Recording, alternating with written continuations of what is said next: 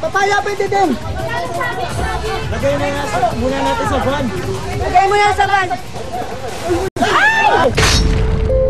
So, nakalimutan ko pa, wala palang itali yun.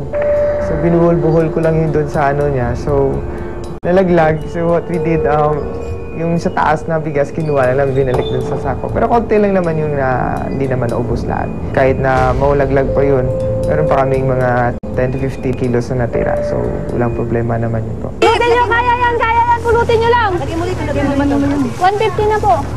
Sige kuya, kayo na lang. Kung si Bibi ko sa akin, Kayo na lang.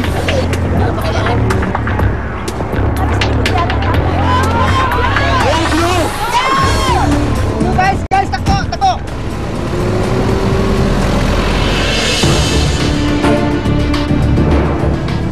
Folks, pasok na. Hi, Jet. Hi, Ara. Magandang umaga. Suot-suot na namin yung mga new colored aprons namin. So sinabi niya sa amin na hinihintay na kami ng mga bago namin teammates. So naisip na namin na talagang pati sila nag-shuffle din. Gusto niyo na ba makilala sila? Red team, blue team, pasok na! Blue team, puntahan nyo si Ara. Na-disappoint ako nung nakita ko yung teammates ko kasi una nakita ko dun si Red. Hindi ko pa siya nakakasama ever. Tapos I heard a lot of things sa mga ka-teammate niya before na nagkakaroon sila ng problem kasi nga masyado siyang bossy, ganon. Tapos kay Ate Marlene nga, medyo nailang talaga ako kasi personally, hindi ko masyadong gusto yung ugali niya, yung mga pagiging taklesa niya, ganon. Pero naging happy ako kasi nandun pa yung isa kong ka-team before, si TJ nga. At eto naman, ang red team. Red, samahan niyo si Jet, please. Pag-usapan niyo na kung kayo ay magpapalit ng leader. Tapos na tayo ng leader, pero tayo pa rin. We will work for parang nasa hul pa rin. Nasa hul. Leader lahat. Okay, red team, sino o nagpalit ba kayo ng bagong leader? Yes po. Sino ang ipinalit mo, Ting? Ate Dory po. Bali, ang napili namin si Mami Doreen kasi feeling naman namin seniority. Parang siya may matanda kahit paano.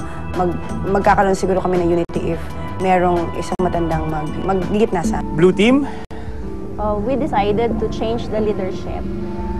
Nag-usap-usap kami na we can choose a leader, si Ara yon, but then we will be given a chance, lahat kami. Bakit kayo nagpalit ng leader Red?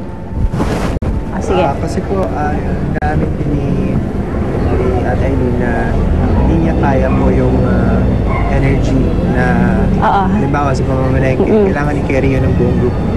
Madadrag po yung grupo po. Yes. So at least na-acknowledge mo.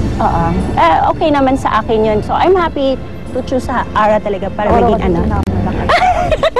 Siyempre medyo awkward ako dahil baka isipin ni Mami ay na gano'n. Pero when she said naman din na okay, si Ara na, gano'n. Parang ako nagkaroon ng confidence lalo na sabi ko, dadaling ko na lang tong team ko. Handa na ba kayo sa ating mega showdown today? Ang oras ng pagtitinda ay alas 12.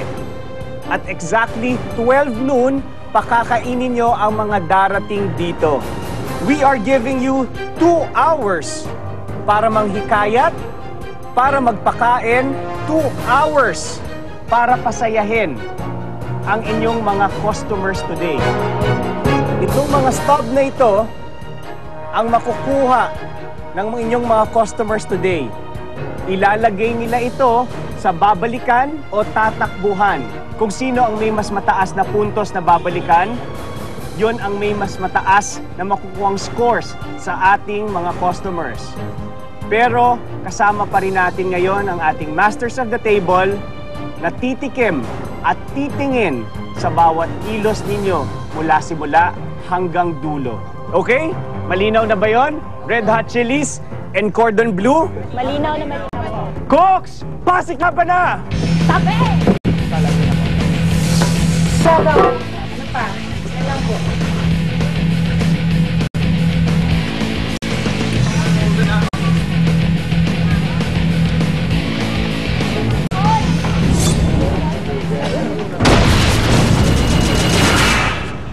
Sa sobrang abala ng Red Hot Chilies, ang tilapia na naiwan sa lapag kanila na yatang nakaligtaan.